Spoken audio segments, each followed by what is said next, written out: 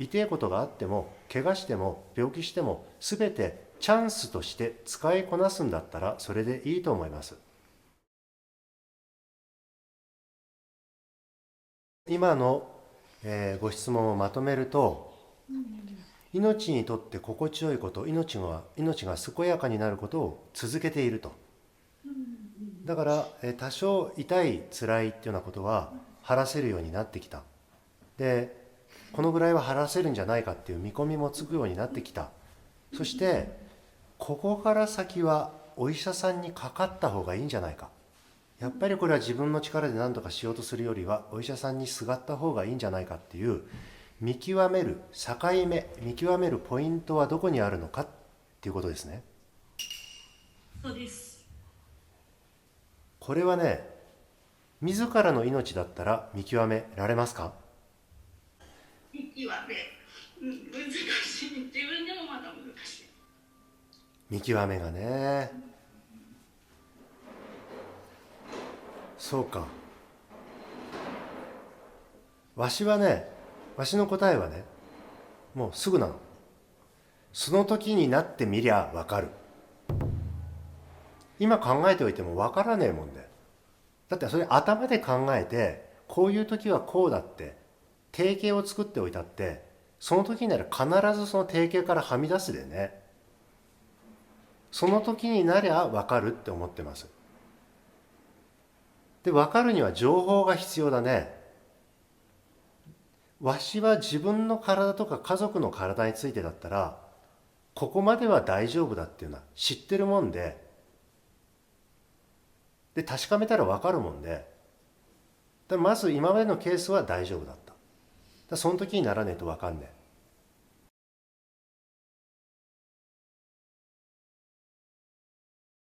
お医者さんに行くかどうか。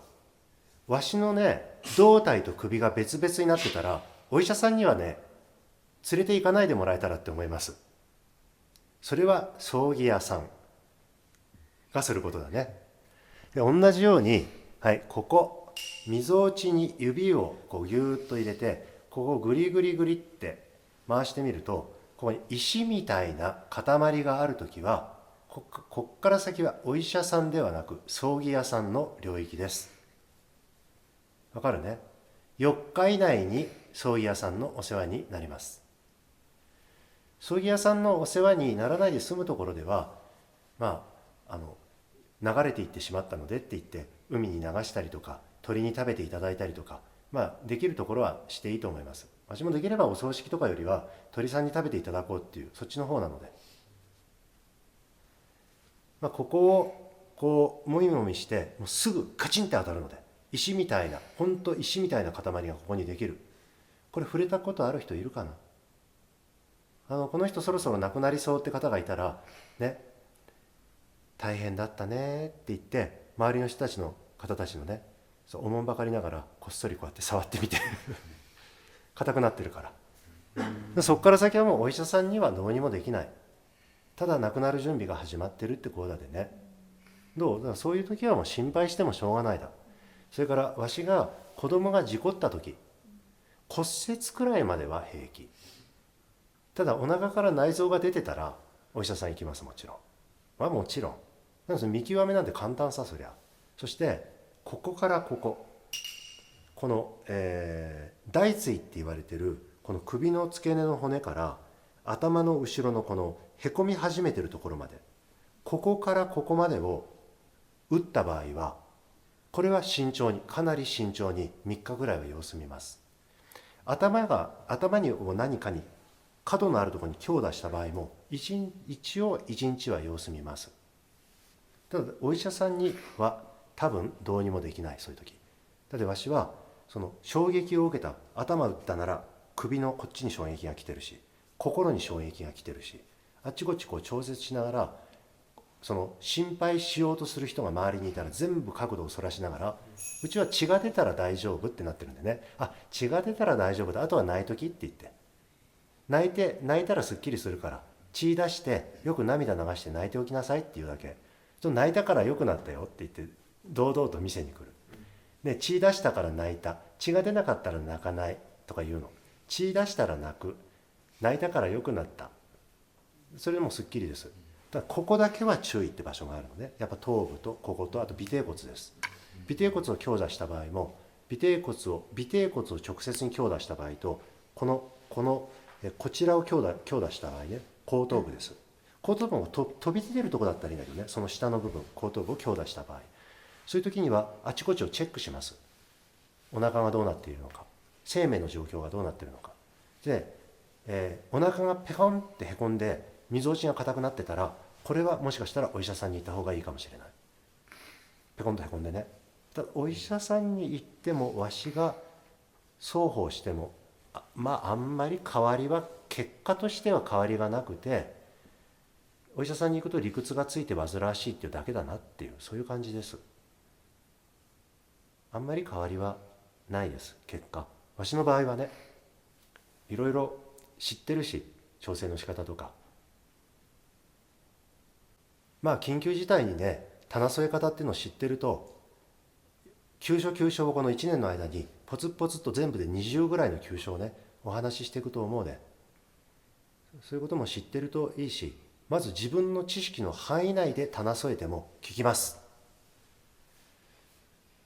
私は階段から転げ落ちて救急車を待っているおばあさんとか、そのまま首が折れてないかだけ確かめて、もう自分が何者かも思い出せなくなっているそのおばあさんをずっと救急車が来るまで、専門家ですからって言って周りの人を安心させてケアして、もうそこから先大丈夫な状態にしていたりとか、それから飛行機の中でね、呼び出しを受けたことがある。看護関係の方、医療関係の方、至急こちらに来てくださいって、何番のシートに救急状態の方がいますって。それで看護師らしき人と、あと医学の勉強してる お医者さんが来た。ただどうにもできない医学生なもんで、わしが来てね、パッと見てバッとこのツボをして「いてててててて」ってなったから「痛ければ大丈夫です」って言って、あとは処置して、で「ここ痛いですね」って「いててててててて」っておばあさんがもう意識が半分なくしてた。はいここ痛いですねって「いててててててて」このおばあさんは大丈夫なので、ここが痛いってことは大丈夫なんで安心してくださいって周りに行って、本人も安心してもらって、あっちこっちクックッと抜いて、帰りは「本当にありがとうございました」って笑って帰ってった、その人飛行機で。もうその医学生がね、見たことがないんで、多分その生体法っていうのを、ここをキュッキュッて、ここが痛いですね、はいここが痛いって言うと「いてててて」っていう、はいここも痛いって言うと「いてててて」ってなる。はいここをこうやって、はいここに触れてて、はいこうしてね、こうやって味わっててね、はいここが痛い、いててててててって、それね、なんかすごく不思議な生物を見るような目をして、その医学生がポカーンと見てたのを思い出す。そういう時はもう実践的な知識が役立つ。そしてわしがすでにシェアしている知識の範囲だけでそのおばあさん救えます。その時にパニックを起こして死ぬんじゃないかって思うだけで人は死んだりします。これはご存知の通りで、自分は死ぬっていう意識を24時間与えるだけで人は死んだりする。つまりその逆ができるってこと。だから3日後に死ぬって言われてる人を蘇生させて、そのままその人今ハワイでピンピンしてます。そういうケースもあります。そういうことは少しずつ身だしなみとして身につけていきつつ、急所はわずかだでね、その急所を少しずつシェアしていくでね、急所さえ知ってたら、そんなに慌てふためかないでも、医者行っても行かないでもこりゃ一緒だわっていうふうになるでね。良いかね。子供の身、自分の身に何かがあったとしても、わしは別に死ぬのもあまり怖くないもんでね、何か身に起こったとしても、死んだってどういう霊魂になるか自分はもう設定済ませてるもんで、死んだら死んだで楽しみさ。生きてるのがつれって意味じゃなくて、生きてるのは面白い楽しみ、明日からも楽しみで、明日霊魂になってもそれはそれで楽しみだもんで、そういうふうに何かがシフトしても、痛いことがあっても、怪我しても病気しても、全てチャンスとして使いこなすんだったらそれでいいと思います。お医者に行くか行かないかっていう、そういうところを見るっていうだけではなくてね、ここを見たらいいと思います。チャンスとして用いる気になるか、あるいはチャンスとして用いるっていうのを忘れてるか。どうですか？チャンスとして用いるのは、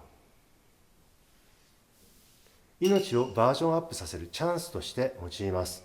私がよく思い出すのは、水木しげるさんがね、戦争で吹っ飛ばされて片腕をなくしたってこと。あの人はお家の方が大変霊感の強い方で、水木しげるさんがもう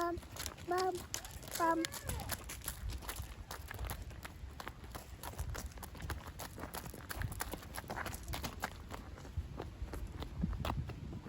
こっちだよ。